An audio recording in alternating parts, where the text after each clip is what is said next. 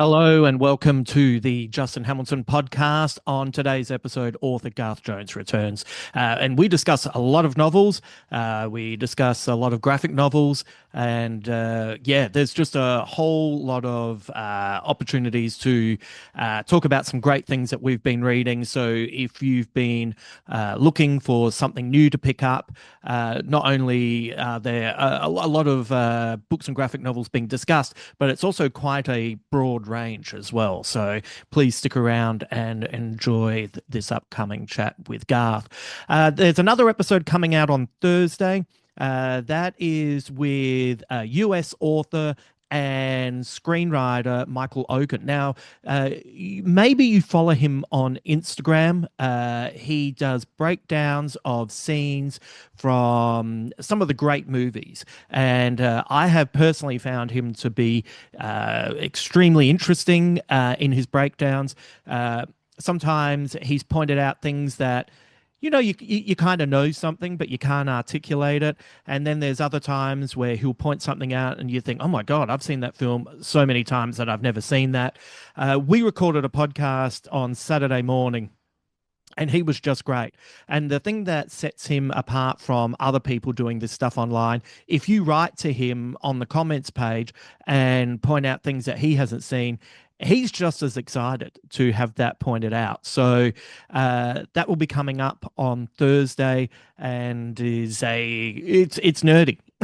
It's really nerdy. But if you love cinema and you love writing and you love people who are passionate about what they do and are invested in talking about how they came into their profession, you'll be in for a real treat with this podcast. So, a real literary week this week here on the Justin Hamilton podcast.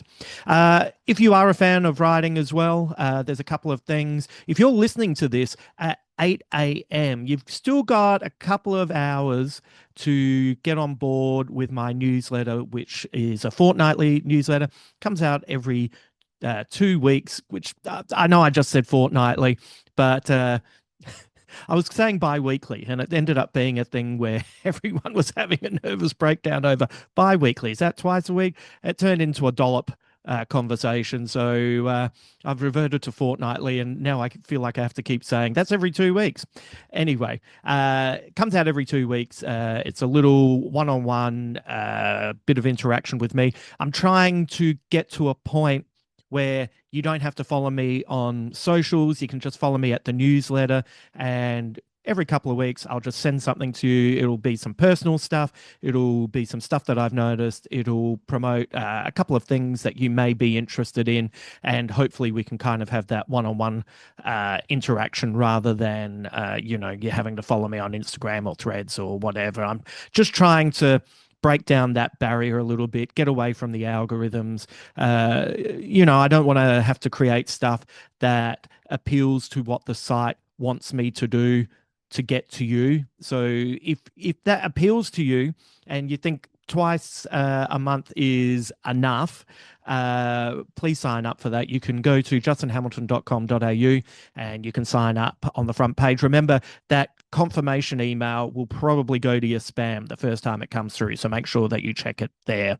But ever since I've left my management and gone independent, I'm doing literally everything. So if that is something that you think, oh, you know what, I'd like to support in that way, please go and sign up for that. Also, there'll be a new Substack coming out this week if you're into the writing side of things, and there'll be a new Patreon-only podcast that will be uploaded later this week as well. So depending on whether you prefer the writing side of what I do or the audio, you've got some options there. And remember, over at YouTube, you can find my show, Little Victories, and you can also watch this podcast if you just need to see my big smooth forehead at all times, and see my guests as well, who are all very handsome. All right, let's get into it. I'll swing by at the end of the podcast, but for now, let's welcome into the studio, the audio world, the podcast, my good mate, Garth Jones. You have sent me another fantastic list of books that you have churned through since we last spoke. What is your reading habit? Do you have a reading habit? Like, do you have a place that you go? Do you have a certain time of day? Yeah, I would prefer not to read on a screen, but sometimes Mm, it's difficult. mm, There's a few things this month that I labored through because I think I would have enjoyed them more if I'd had the physical version of the book to yeah, hand. It just wasn't going to happen. yeah, Um, I tend to go in sort of binges like other media, I guess. I'll just sit down and, spend the week plowing through anything that's on the stack, yeah, trying to ration it out where possible. But yeah, I just sort of, or, hit a theme like I do with film. yeah, So, I've been reading sort of Australian authors and then things become apparent or someone suggests something to me and I just sort of stick to that routine. Um, yeah, but yeah, yeah, definitely. I do know, like, I've got a Goodreads and I like the Goodreads account that is attached to Amazon and all the rest. And I do see the trends where I will stop for months on end right. and sort of pick things up again. So it's just Well, that's a good thing about having this segment is that forces forced to us to read. keep reading. That's right. That's what I've The discovered with genius of it. yeah with but between the all the different segments and the substacks and all of that stuff. It's like, well, I better keep feeding it. Yep. So I need content. Just gonna yep, and I've, yep, by virtue of that, reaching out to people, just hooking up with people via social media and having chats with them about their work is, it's a good byproduct as we'll get to. yeah. Well, It's a good window. well, the first book we were going to talk about, you sent me a Yep. pretty uh, lengthy and really interesting interview with the author.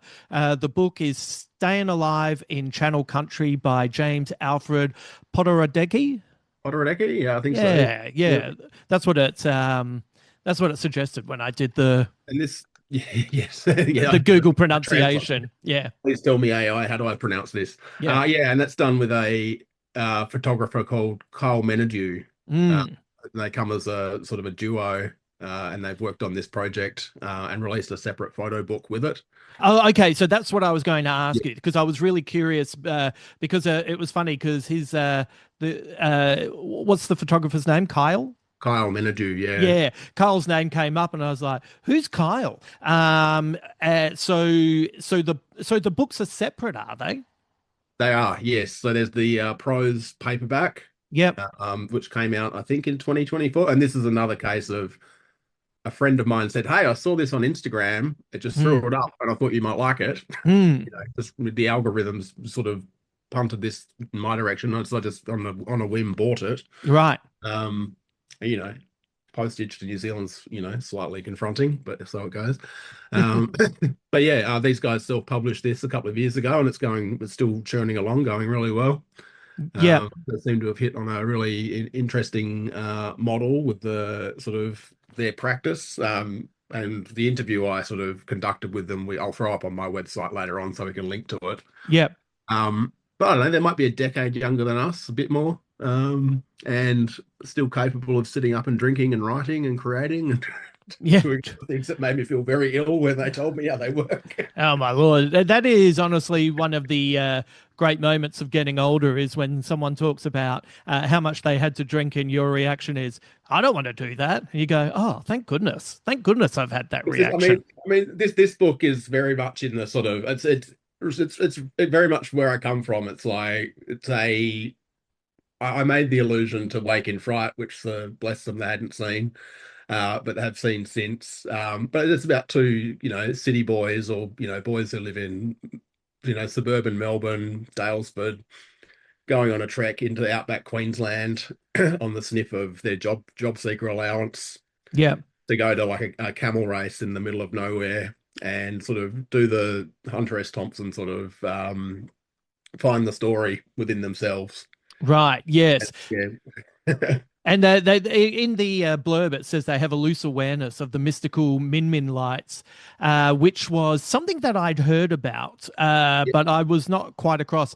So for anyone who isn't across what the Min Min lights are, they are these lights that in indigenous stories they view them as ancestral spirits, and local legends suggest that if they catch you, you will never return. But the scientific Hmm. suggestion is that they're an optical phenomenon where a cold layer of air traps light, which make distant lights like campfires and headlights, etc., appear as hovering orbs. And I've got to be honest, the mystical and the scientific really complement each other.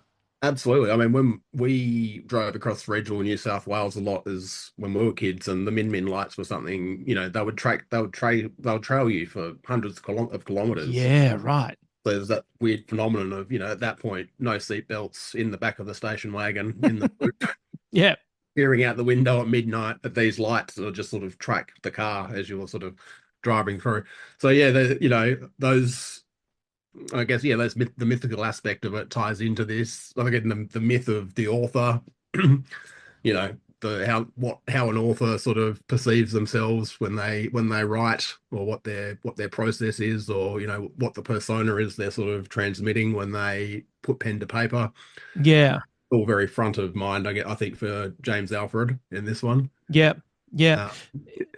Uh, It's interesting in the blurb. It says the two of them go on this trip, looking for story, but you know, they have to kind of deal with the truth that nothing amazing or miraculous is really going to happen, and that you know, meaning and purpose isn't thrust upon you. It's something that you have to really do the hard yards and dig into and find yourself. And that's I if they're like what they're late 30s. 30s? Yeah, yeah. Yeah, that seems about right. I mean, I remember thinking when I was, yeah, I reckon that age, I was like, I reckon I'm almost ready to have something to say. Right. Yeah. So it's like there's a Charles Bukowski quote, which sort of, said, you've got nothing to write about until you're 40, basically. Right. And sort of, not for everyone, but it certainly does seem to hold true for a lot of people that like you sort of find your voice Yeah. around that age. Yeah. So, when I'm sure you put it in the interview, but when they were putting together this story, were they writing and taking photos separately and then melding, or were they taking photos and writing towards the image, or vice versa? Like, how did they collaborate? I think, well, this to me, I mean, it's the archetypal sort of Raoul Duke, Dr. Gonzo sort of relationship where Mm, they went in together and they were writing in situ, they were taking photographs in situ, mm, and actually putting it together as they were experiencing or not experiencing the events of the book. mm. So it's very sort of in the moment Yeah. sort of documentation or journalism, or the gonzo aspect of it is, being in the middle of it Yeah. and becoming the focus of the story. Yeah. And how did they feel once they saw Wake and Fright? Horrified. uh, you know, Oh, back in the day when cinema was, not just meant to be entertaining. I've got to, just as a little tangent, I've got to tell you, I've had to give up on an American movie podcast that I used to listen to because I genuinely think over time the hosts have become dumber or at the very least less articulate as they mistake um, quantity for quality, Mhm. and their lack of insights into the movies that they see is quite outstanding. And I even heard an interview with the director of Surat, which had a profound effect on me when I saw it at the cinema. And the questions asked were just so. Yeah. Are you listening to what this guy's pitching you? Like this guy is pitching you some really heavy ideas and topics, and the interviewer is usually someone that I really respect. But I just was like, mate, you are. I'm sorry, but Yeah. America's cooked you, mate, and you are not able to receive this. Well, a controversial Australian podcast take. I stopped following or subscribing to The Chaser yesterday Hmm. because Charles Firth pulled out Claude AI and just started reciting its results on Angus Taylor for the entire podcast. Oh, really? Right. And I was like, this isn't even a bit. This is just aggravating that you content. So I'd left my first one-star podcast review ever. So Oh, wow. Garth, fucking I'm hell. out. Yeah, Take that, Taylor. what a delicious flex. I love I it. know. Brutal. All right, let's get into that book, "Stayin' Alive." Sound in Channel Yes. Country sounds really interesting, and sorry, is the so you've read the prose? Is the I don't. photography The book out? photography is available on the website, which Yeah, I'll link in the article I'll put up as well. yeah, And you can check out Kyle's stuff.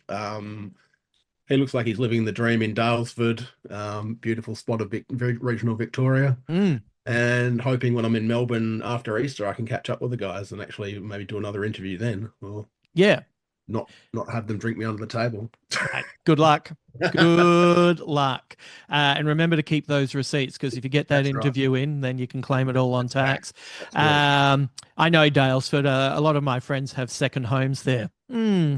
Okay. The next book we're going to Or spa parties. discuss.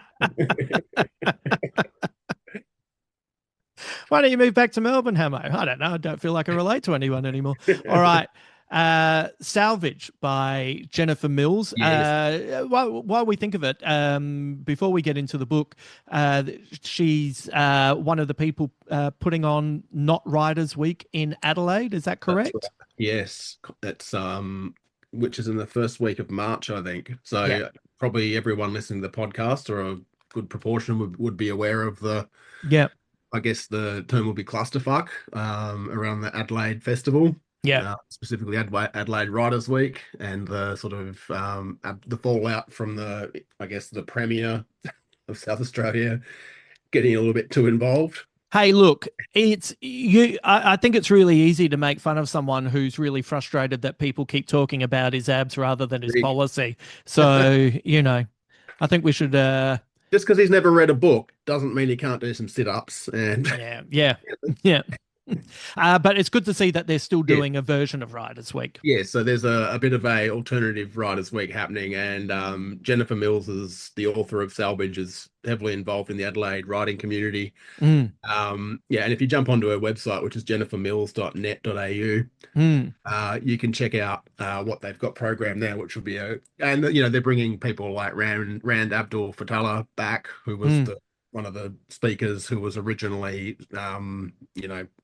the focus of all the ire for her views around the genocide in Palestine, mm, and was unceremoniously booted off the Adelaide Festival list initially. So mm, they're doing good things, and go Adelaide. mm. Hey, Much love. Yeah. mate. No, It's I happened know. in New South Wales as well with Sydney Writers Week. It's an Australian issue. Oh It's no, no, I mean go Adelaide in terms of pulling it together and like having, pulling it together. Yeah, yeah. yeah, yeah, I mean around Australia this has happened like at Brisbane, in Sydney, in yeah. Bendigo, and I think Adelaide's the first one to get it together and actually do like a, off the back of that, run another festival, Well, or a guerrilla version of the festival that quickly. well, So I think things are getting to a point where we need a fringe for the fringe.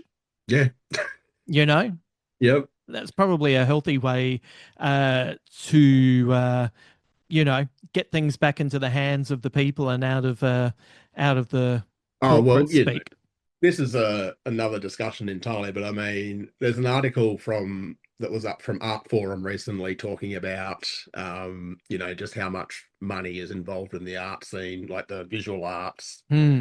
and it's the same in literature and everything else. There's money there that has interests pandered to. Hmm. And yeah, it's definitely time for those guerrilla festivals to take off and take it out of the hands of the patrons who have certain ideas about culture Yeah. and Yeah. what's acceptable to say and do. Yeah. We all know as soon as you start earning too much money, you are Not good. absolutely less interesting and across what's really Yes. going on. Which Uh, which which cuts to this book, which is about two sisters yep. who are they're the heiresses to a Western Australian mining fortune. Hmm. Not that one, but Another maybe that one. Right. one. Yep. And um, one of the sisters is part of a space mission.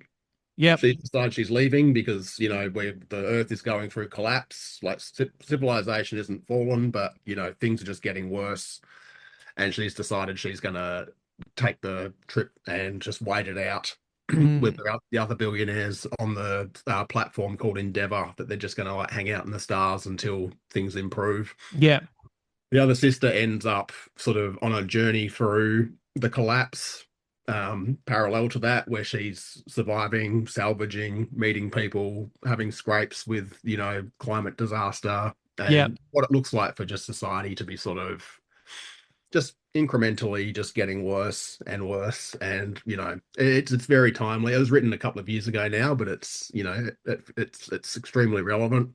Yep. It's very, very beautiful and moving. It's not a sort of Fury Road style apocalypse. It's just people trying to get along Yeah. and make the most of, what being alive. Yeah. And Yeah. and the two tales do, the two stories do dovetail again, but I won't, go into that. But Yeah. yeah, it's a sort of insight into like just I think when people think of like terms like apocalyptic novel or whatever, it's like the end of everything. And this is sort of like, Mm. well, this is just, this is existence Mm. as it sort of changes form. Because apocalypse is the term's more about, well, the definition of apocalypse is like a change. It's Yeah. not an ending as Yeah. such. And this is definitely what this novel's about. It's about, humanity sort of changing the way it exists, Yeah. and moving on or moving through something.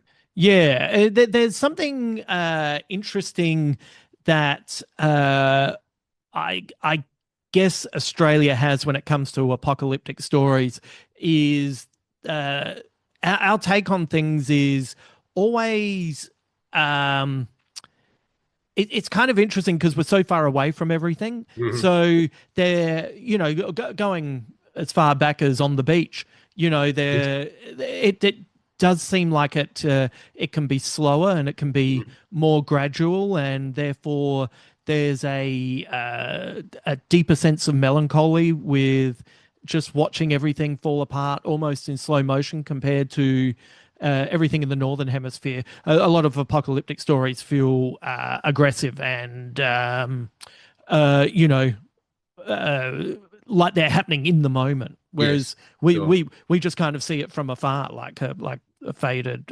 star and the light taking a while to reach us. So Things are just slowly sort of evolving into whatever they're going to be. yeah, How things, yeah, but definitely, yeah, very, yeah, it gets you in the sort of, yeah, in that contemplative space. I think, what I would characterize it as is, when you watch Children of Men today, yeah, 15, 20 years ago, when you initially watch it, you're like, oh my, 2027, that's ridiculous. How's, you know, yeah, things are great here in 2006. Like, yeah, thing, we've got Twitter, everything's going great, everything's fine. And then, the sense of reading Salvage is very much like being as a sort of a companion piece to Children of Men in the sense of yeah.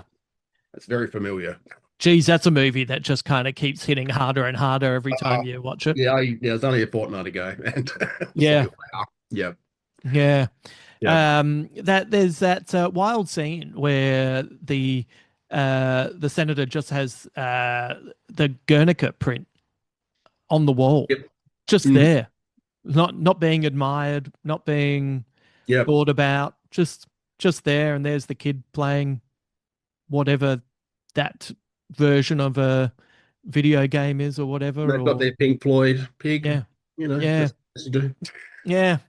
Danny Um, Houston, Danny Houston, yeah, yeah. Yeah, yeah, it's a cracking performance anyway. All right, that sounds great. And once again, if you want to look up what Jennifer and her fellow writers are putting up in Adelaide on the first week of March, go to jennifermills.net.au. The next book you sent to me was Soft Serve, a novel by George Kemp, and man, the blurb for this really is something. Stuck in a regional McDonald's as bushfires close in, 320 somethings and their dead friend's mum all face a reckoning. Um, that's kind of all you really need. It sort of says underneath, soft serve proves that small town lives are huge and that anyone can get stuck in limbo between their past and their hope for future. What was this like? Because that just really appealed to me. Yeah, George Kemp's a performer. Like I think he's worked with the Sydney Theatre Company, playwright. Yep, Uh, this is a very snappy, couple hundred page read. I got through it in a day. yep. Definitely feels like it could be it could be adapted to a play, or it may have been a play initially. Hmm. Just a couple of locations, small cast. Um, but yeah, I mean, it's we've all got that sort of I guess as Australians, that sense of like what being in a situation like a bushfire Mm, portends. We all see the footage, and this sort of digs very deeply into sort of all that sort of trauma. yeah, But yeah, it hung around the story of like three kids who are sort of, in their early 20s and living in a regional town, and they, have visions of what they want their lives to be, but breaking through some of the fantasies they set up for themselves, mm. or the ways they think things might pan out. And when you're at that age, just how you're not really, everything is such a calamity if it doesn't work out, Yeah, yeah, you know, yeah, as you'd envisioned it. yeah, But really, it's a bullet dodged a lot of the time. yeah, All those things. And that's I mean, there's obviously there's two characters here who are exploring their sexuality. One of them has a girlfriend who's got a life envisioned for her, and the boy she's seeing who's questioning his sexuality. yeah, And it's they're all trapped in a regional McDonald's with the mum of their deceased friend, who's yeah, sort of former school counselor and a yeah. bit of a sort of the matriarchal figure to them. Um, yeah, and it's pretty devastating. It felt to me, and this isn't a dig at all. This is like it's like a really good like week of Home and Away. Right, right. Like with real characters. Like it's one Yeah, of those tense like end of season things where something goes down. yeah. Uh, and you're really empathizing with these characters and just really locked in. For some reason, I'm reading a lot of Australian fiction where that sense of the TV shows they evoke are coming to me. But That's funny. yeah, Um, the it feels like just reading that blurb. It's funny that you said home and away. I immediately thought of the lyrics of Don Walker and oh, things yeah, like Flame Trees. yep, Like yep. it feels like it's especially the small town lives are huge, and uh, they're huge to those people. Yeah, Yeah. yeah. Everyone's got something going on, and I mean, I think this is a small town, but coming from, a place that's relatively small, you always have the perception of how you're going to be perceived when you go back, and Mm, how things, have changed for you, but not anyone else. mm, But yeah, everyone's, forging on with whatever their existence looks like. yeah. And, you know, the egomania of going back eventually just sort of gives way to just being a bit more humane about Right. seeing where people are at. Right. Yeah. And, making a concerted effort to fit in with them as That's well, right. rather Yeah. than just hoping they'll recognize something new about yourself. Yeah. Yeah, exactly. And this is, these are, I guess, kids on the precipice of, in this case, we're going to move to Sydney. The undercurrent of that is, you go to Sydney, there's a thriving queer scene, LGBTQIA plus scene. Mm, These boys can find themselves if they, make that decision. Whereas, the female characters may be learning more about the fact that what her path is, as she sees it, may not be, the ideal for her either. Uh, yeah. but yeah, it's funny getting your head back in that headspace of like 25, 30 years ago and what you were thinking at that point as well. Yeah. Yeah. Uh, It is. It's kind of wild. We'll talk more about at the end about stuff that we're working on, but delving back into that mid 90s way of thinking about things has definitely uh, made me more more militant than ever about selling out and that kind of old attitude that's way out of touch now, Well, yeah, but for sure. still kind of means something. I saw an advert with a couple of friends pop up on it, really close friends, and my first reaction was, these fucking guys that sell their parents. Like, what the fuck is going on here? Anyway. That sounds great. That sounds Yep. really interesting. The next book that you sent me is Kim Gordon's from Sonic Youth, her memoir, Yes. and it's interesting. I know I've known of Kim Gordon for a long time, but I realized that I don't really know anything about her. Same. The reason I got to this was I started reading Evan Dando's book from the Mm, Lemonheads, and I found him so insufferable. Um, I literally flipped through the Apple books to the next the next the same, the rock bios. I was like, yes, it's time to learn about Kim Gordon. mm, Sure. So yeah, Kim Gordon. I didn't know a lot, and I obviously growing up when the music was coming out as well, mm. it had always been something that passed me by to a large degree when people were talking about that in my peer group. Yeah, I mean, she's doing amazing stuff now. She's like 73, yeah. releasing really She's cool. 73. Oh my Yeah, God. Right, she's older than my mum and George. right. Uh, yeah, Close enough, yeah. yeah. But yeah, I By a mean, year. she was in the yeah, I mean, she was around with Warhol. Yeah. She was 18 in New York.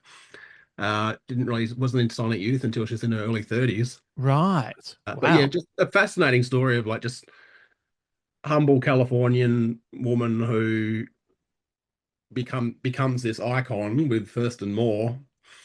And this was written in the fallout of those guys being that sort of linchpin couple in the alternative music and art scene who then split up after 30 years. Right. Because that was,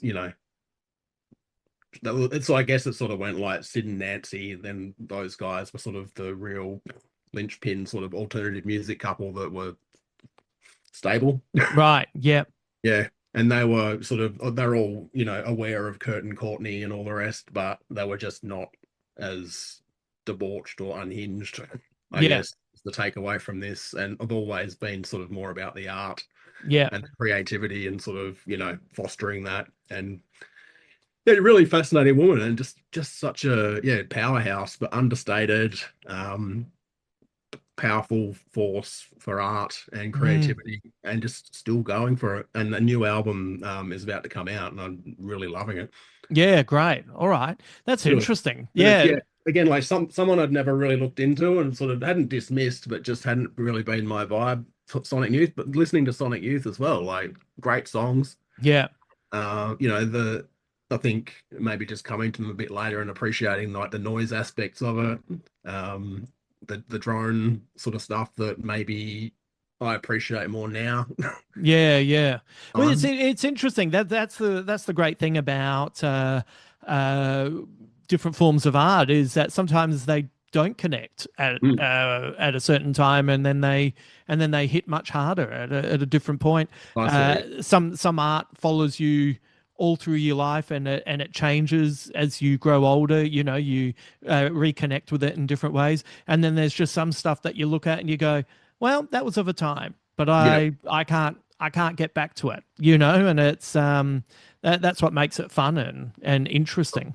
No, but that's definitely opened up a new tangent for me to explore, and really getting into the Sonic Youth stuff. Mm, And by virtue of that, Kim Gordon's solo stuff in a huge way as well. And yeah. it's a good book. I mean, it doesn't much like I guess we might end up doing one a month now because Roddy Bottom's book, but these guys Yeah. who were more, they weren't the debauched sort of like alpha A personalities in these bands, but they probably had the more creative lives and living in that sort of zone of creating things and being a bit more diligent about that Yeah. rather than, creating a brand and then just exploiting the brand and Yeah. that. Yeah.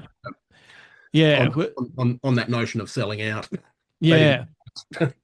Well, that's the interesting thing about, you brought up Kurt Cobain, and it's like, uh, you know, they got too big, Yeah. I you know. mean, you see all those stupid Instagram, like would Kurt Cobain be trying to like, work out what content he was going to monetize next?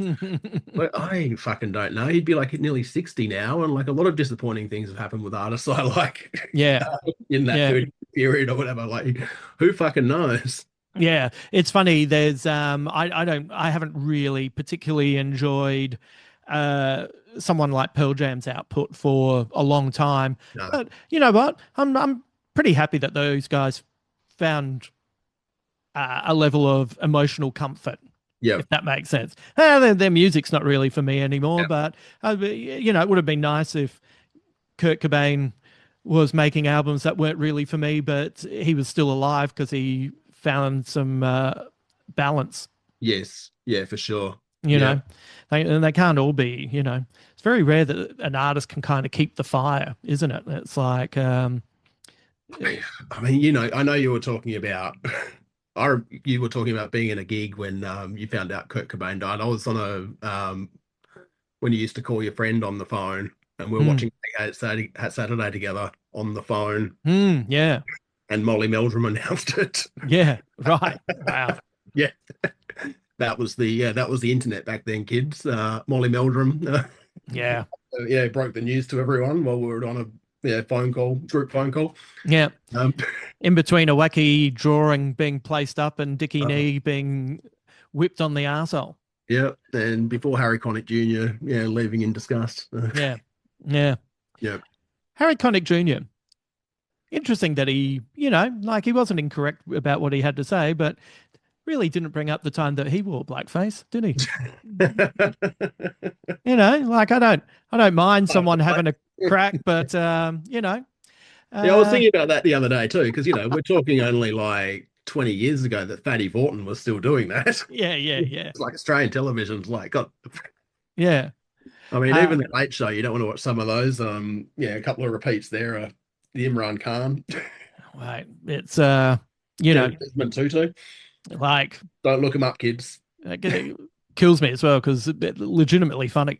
Oh, absolutely. Yeah. Yeah. Not gonna lie, I laughed hard. You have been engaging with the new Batman by Matt Fraction, and Yes. who was the artist on it? I've lost it. It was a Uh, George Jorge or Jimenez. Jimenez, yeah, I Yeah, think so. something like that. Yeah. Yeah, Um, and this is like I don't really read that many comics anymore. I'll dip in and mm. out. But I grabbed the first six issues of this. What made you do that? Um, it looked like Norm Brayfogel's Batman.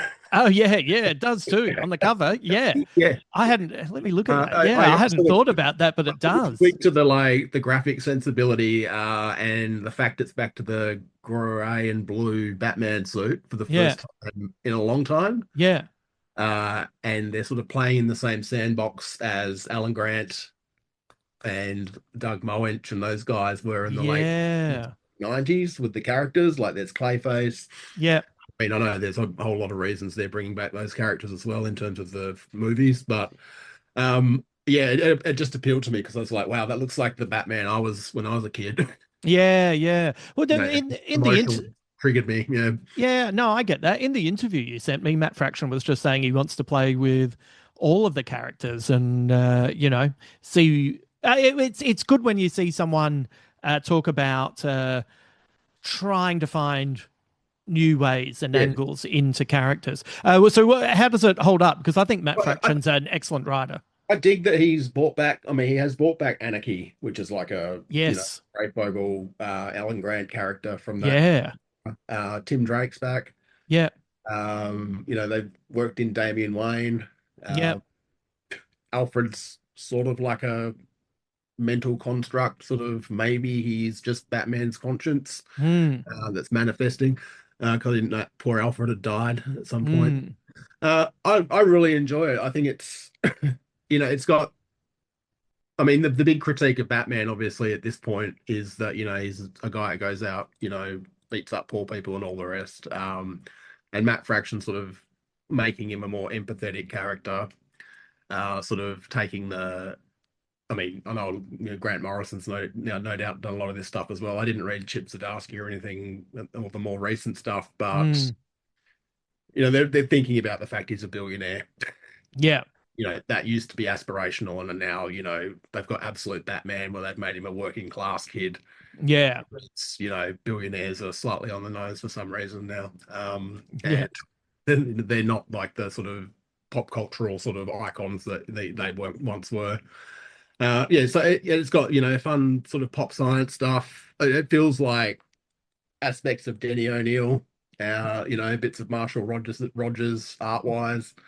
All the Bat gadgets get little pullouts with little scientific descriptions of what he's using at a certain point. yeah, yeah, Um, great.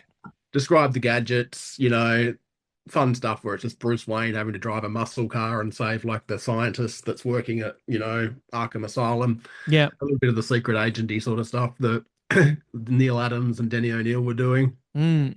The only thing I don't like is they're bringing the Joker back in, but we'll see. I mean, it's you know, Like see what happens. Yeah, I don't have a problem with any of this if you have something good to add to it. yeah, It's like a friend of mine recently saw Sinners and just went, I don't know what the fuss is. And I was really enjoying it up until vampires turned up, and then I was like, oh, this is boring. And then the characters are trying to work out how to kill the vampires. It's like, yeah, we know how to kill vampires. And I was sitting there and I was thinking, well, like I don't give a shit about vampires either.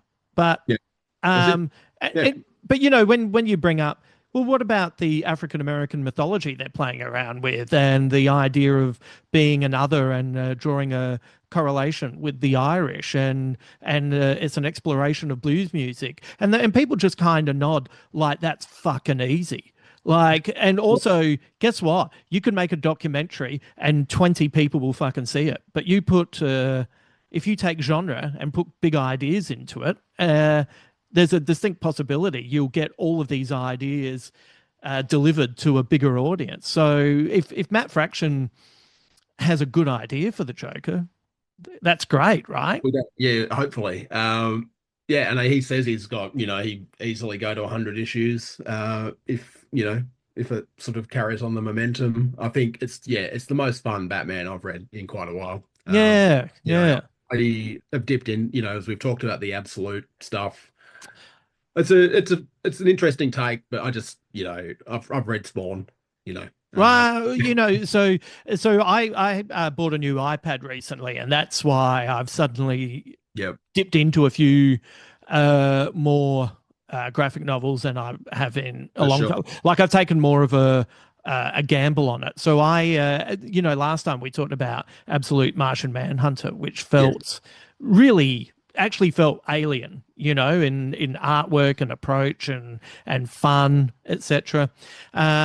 So then that made me curious about Absolute Superman, yes, and I wasn't really a big fan of the artwork, but I liked the take they had on it, and I did not follow the big DC story that led up to this, which is Darkseid done. being defeated and sent Yeah, to a pocket. This is a pocket universe or a different universe where his essence has permeated yes, the yeah, world, and then so with that in mind, I actually didn't mind the Batman mhm, reimagining.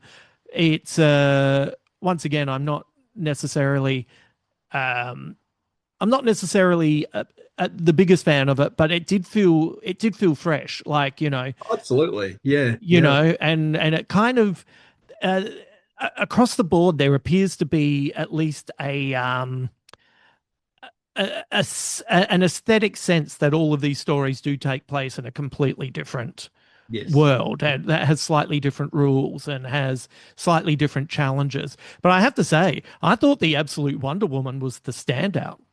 That's looks, yeah. I mean, that's the most, yeah, beautiful. Like the artwork, stunning. Yeah, Conceptually, like it holds together. I think yeah. it feels like they're setting her up as the Superman. in a lot of senses of that realm. Well, you know, having her cast down to hell, the last of the Amazons, and you know, uh, early on in that first graphic novel, and I won't say too much because I think it's worthwhile reading, but to do the things that she wants to do, there has to be sacrifices, and those sacrifices play out in important ways. And the fact that the character is still uh, kind of naive, but naive in a from a sense of strength, not Mm. from I don't understand stuff. I thought the Absolute Wonder Woman was the standout so Yeah. far, and somehow that artwork is um, quite uh, uh, like fine lines and different, and so can feel quite intimate. But then when it goes widescreen action, That's it massive. is Yeah. it's on, you Yeah. know.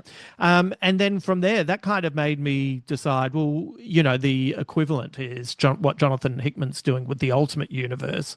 And so I checked out his Ultimate Spider-Man, read the first trade of that, and Okay. thought that was really good as well. You know, that's one. It's interesting these, you know, Marvel and DC, which have been treading water for a long time and have had kind of in their mainstream storytelling no real sense of uh, anything interesting to say Mhm. other than just making everything bigger. You know, we've got to save the world. We've got to save the universe. We've got to save the multiverse. We've got to save the dark multiverse. We've got to save the omniverse. The You know, metal verse. Yeah. you know, it was just too much. But the absolute universe and the ultimate universes, on first perusal, do seem to have much more to say about the real world, Yeah. unencumbered by uh, continuity or, you know, rules. The fact in the Ultimate Spider-Man, the J. Jonah Jameson and Ben Parker, journalists who work together, is like one of the most delightful duos I've seen in these kinds of stories in a long time. Yeah. Yeah. No, it's interesting. There is a bit of a renaissance, and it's also good to see DC are kicking Marvel's ass as a Mm. yeah, just as a a bit of an inversion of what I grew up with. Mate, yeah, the guys at King's Comics Yeah, were saying to me that for the first time ever, DC's cool. yeah. Like how'd that happen? Yeah, Yeah. well, that'd be the MCU doing Thanks, some James. damage. Yeah. Yeah.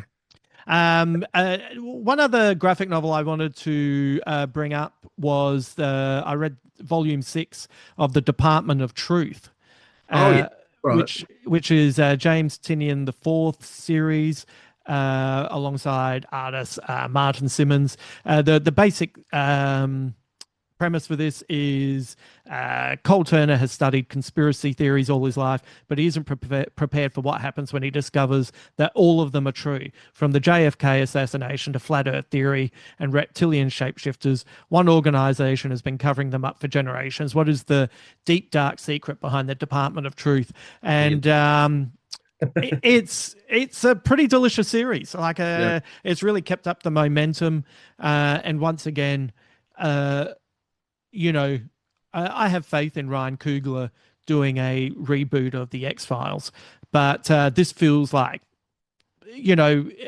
after we had the Invisibles closing out the century, this feels like the best take on where you can go with these storylines.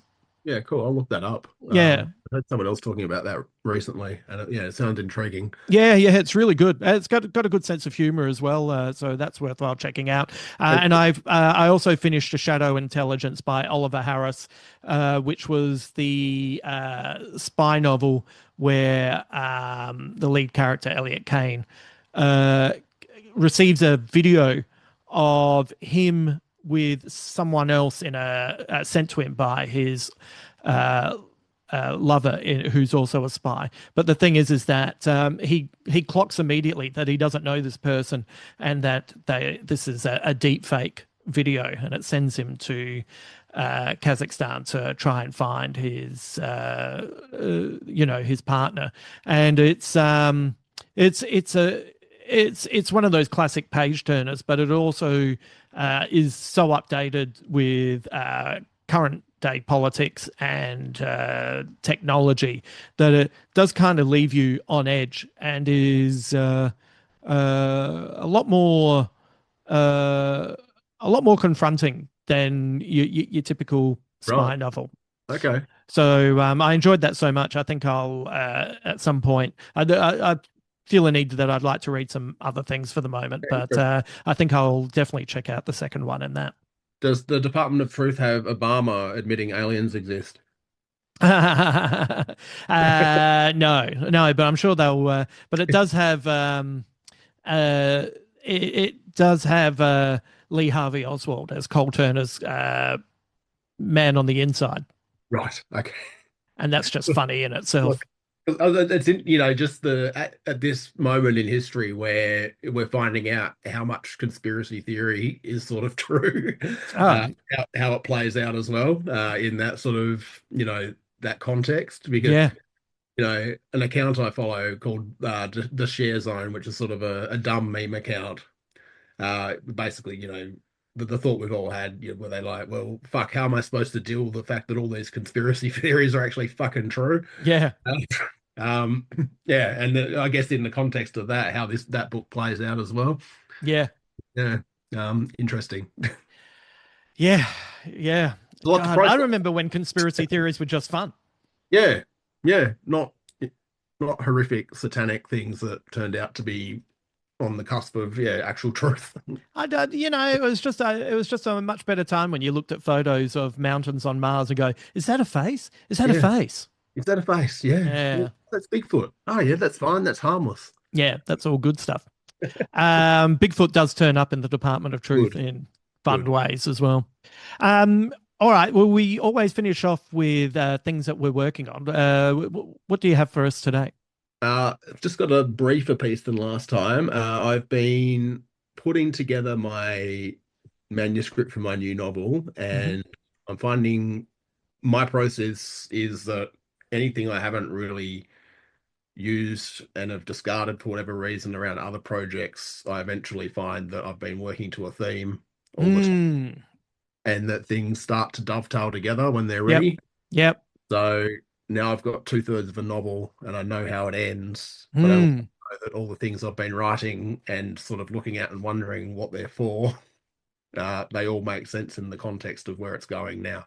Huh, how Uh, interesting. Yeah. That happens with stand up sometimes as well. yeah, Like that's you'll how be process. writing disparate bits and then you look and you go, oh, this is all clicking together Yeah, in ways I did not expect. I use a program called Scrivener where you can basically take all those elements and just put them into individual sort of palm cards, Hmm. the reshuffle, and then that's at the point I'm at where I'm like, oh, okay, well, this all sort of ties together thematically, character-wise. Mm. And yeah, things start to coalesce at that point. So this is just a brief piece from a short story I wrote called The Bluff that I entered in a few things last year, and it's still floating around. Yep. But it also turns out that it's the spine of this novel, Okay, great. which has made me very happy. So um, on day minus 45, the girl had spent a storm-whipped afternoon researching the bunker on the bluff. The girl was adept at such things and easily unearthed the biography of the man who had commissioned the Ark. The Ark had been the man's too clever name for his fort.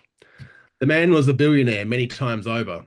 This number was unfathomable to the girl, but angered her. The man did not help people because he was more interested in preserving the many dozens of expensive cars he had collected with his riches. The man believed his money insulated him from the ugly world raging outside, that he was chosen. His world was hoarding resources, underground food propagation, geothermal power generation, and redundant systems to ensure his continued survival after the collapse. The man had died of a heart attack a fortnight ago. So much for being chosen, she thought. Oh yeah. Yep. Knowing our conversations, this is all Yes, working towards a theme, isn't it? Of try course, not to someone be like that would, too didactic, but yeah. yeah, but also, of course, someone like that would uh, not have the sense of imagination to name it anything other than the arc. Yes, exactly. Yep. I'll give you just a little bit of. So I'm still working on the manuscript that I am. Uh, it might have a different title, but for the moment, it's 1996. It's set at the 1996 Adelaide Fringe. It's going to follow the character of Maggie, who helps run a venue called the Urban Owl.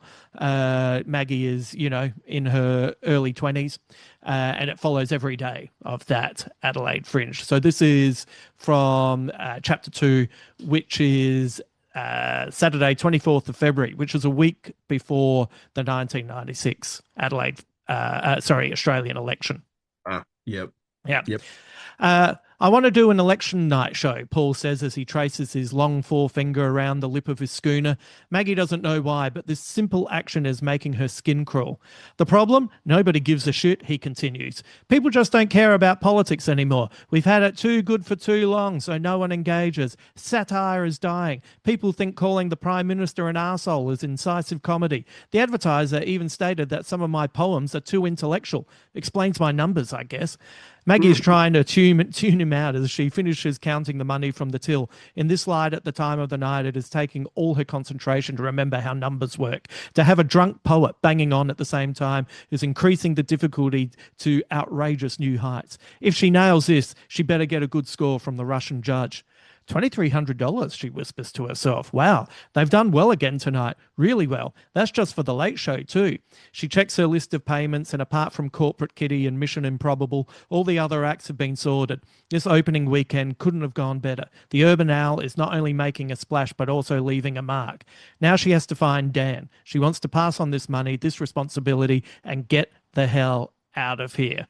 I reckon I'll get a good review, Paul continues, oblivious to whatever Maggie is doing. I think they're in on Wednesday. Can you help me out with papering? My weekday numbers are soft. Maggie gives a thumbs up while she writes down the last of the numbers. There are still some punters hanging around, but she can't tell which people are friends of the staff and the ones that are just loitering. She might have to just tell them all to scram, and hopefully Paul will take the hint too. Oi, Big John, Maggie yells to the sound booth. Big John stops talking to whoever he's talking to and looks her way. Play something. What? Dunno. Something good. Big John shrugs and starts looking through his vinyl collection. Maggie checks her watch. It's 2 a.m. better than last night. At least Corporate Kitty didn't go over this time with their self-serving penchant for encores. Anyway, we'll just leave that at there. But Feeling that? Yep. a 1996 beat comedy poet called Paul Bellows, who has to keep pointing out that it's a play on Saul Bellows. Just really takes me back to a time when, a comedy show had a poet, had three people telling a story one word at a time, had a musical act, had a punk rocker who hadn't been able to let go. It was a crazy time. Yeah, I mean, miss that.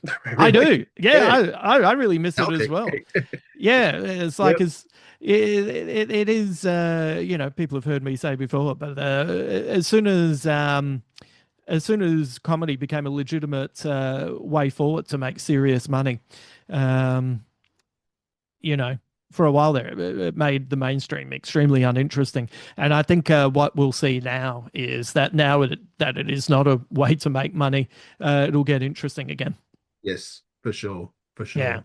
All right, that sounds great, Garth. Now you're gonna put up that interview on your website, is that right? Yep, that'll be up for when this comes out. Yep. And I'll give you the links to that and the various other things we've discussed. Yeah. So that everyone can get hold of those. Yeah, I'll make sure that I put them up on the Patreon site so people can find them easily.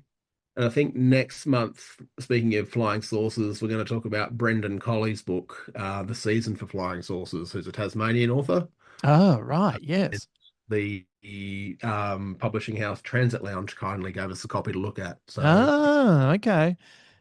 Upcoming novels now that we're getting a bit of a rhythm going. Yeah, great. Did you hear Phoenix Montgomery's story about the two UFOs that he and his mother experienced? You know what? I was in Auckland and I left the car park, and just before I finished that part of the podcast, I got a phone call and didn't get back. Oh yeah, go. Yeah. You might find it. It's a really. Yeah. It's a really interesting story because Phoenix is such a nice guy, and it is there's nothing sensational about it, which you know whatever he experienced, I believe the experience was true. Yeah. Now, what was it? Uh, I don't know, but the Yeah. experience is quite fascinating. Yeah. Okay. I'll get back to it for sure. Yeah. Yeah. Yeah. I'll be Um, in Noel's family. all right, mate. Thank you very much for that. That was great. Thanks, Justin. Thank you to Garth for joining me today. Once again, he is just managing to nail a lot of reading at the moment, and it's keeping me on my toes. I'm very proud to say that I've already knocked off. It was a novella, but I've knocked off something to be able to add to our next record date, and I'm about halfway through another novel. So I'm trying to keep some level of pace with him. You know what comes in handy is that I've had gigs in Bury and I've had gigs in Newcastle, and since I don't drive, that's a lot of time on a train. And I'm just going to start taking any gigs that require me to catch a train because it's the best time for me to be able to do a lot of reading and catch up and, really try to keep some level of pace. I've also taken up. And this kind of happened by accident, but I started rereading the old John Constantine Hellblazer graphic novels. I read them as single issues when they first came out, and that was a long, long time ago. And I reread the first trade the other day, and I noticed that all the other trades were on the Global Comics app, and I thought, you know what? Maybe I'll just continue and make Hellblazer my new little mission, my little go-to series that I keep coming back to. So I'll do some updating on that. Uh, Man, what a I knew it was great at the time, and if you asked me, was it good, I would have told you it was good. But God, it's so beautifully written by Jamie Delano, and it's got all this great artwork by John Ridgway, and it's very much of its time, and it's funny and it's sad, and you kind of forget how good a character John Constantine is. It made me think of a certain actor that I've been watching in a series recently who doesn't really look like Constantine, but I think would make a perfect JC. And you know what? I'm not going to tell you who it is now. I'm going to save it for when I talk about that TV series with Molk the next time he's on the podcast. So there you go, a little forward sell for when my mate's back on and we're talking TV with you. Uh, as always, if you would like to follow me on the socials, you can find all the links over at my website, justinhamilton.com.au. Depending on whether you like writing, there's Substack. If you prefer the audio, there is Patreon. And if you just want to watch some live stand up, you can head over to my YouTube channel. All of those links are at my website, including signing up for the newsletter, which is fortnightly, which is every 2 weeks, which is also bi weekly, depending on what you think bi weekly is. We'll get to a point where that joke will, stop being said. Hopefully soon, I'm sure. Yes, and then hopefully we'll have some live stuff coming up to tell you about. You know what? I can probably give you a heads up that I'm going to be headlining in Brisbane on the 26th and 28th of March, and then I'll be back in Brisbane in June doing a longer run, and I'll do an hour show then. But if you're in Brisbane on the 26th and 28th and of March and you've got nothing on, I'll be headlining at Good Chat. So if you come down and say hello, that'd be lovely. I'd love to see you. So there you go. I should remember to mention gigs a little bit more often, shouldn't I? Yes, this Thursday, Michael Oaken. You can find him on Instagram at I am Michael Oaken. And if you're curious about what he does, just check out. He discusses lots of movies, so you can go and check out the movies that appeal to you, and then you'll be ready to go with the podcast. But yeah, we end up talking about Eyes Wide Shut. We end up talking about Kubrick, and I get to pitch to him what I think Tenet is about. As I say to him in the podcast, he's given me so much. I felt like I wanted to give him something back in return, and that's my gift to him. And he was very generous in listening to my theories on that. Oh, just while I think of it, remember Garth has that interview that he discussed, which you'll be able to find at his site, passtheamel.com. I will put that on the link for that on my Patreon page. So if you'd like to read that, you can find it there. Uh, yeah, that feels like heaps, doesn't it? Thank you very much for listening or watching this podcast. This just doesn't exist without you. And yeah, in this world where everything gets gobbled up and everyone tries to sell out and compromise what they're doing, I'm doing my best to keep this as real as possible for you. So thanks for being a part of it. If money is tight and you don't really want to sign up for Substacks or Patreons or things like that, top reviews on the algorithm are always helpful. But you know what? Word of mouth is actually the best way to go. So that's probably a nice way to support other than what you're already doing. So I hope you're well. I hope you're kicking goals out there. And yeah, hopefully we'll be in contact on Thursday for the next podcast. But as always, until then.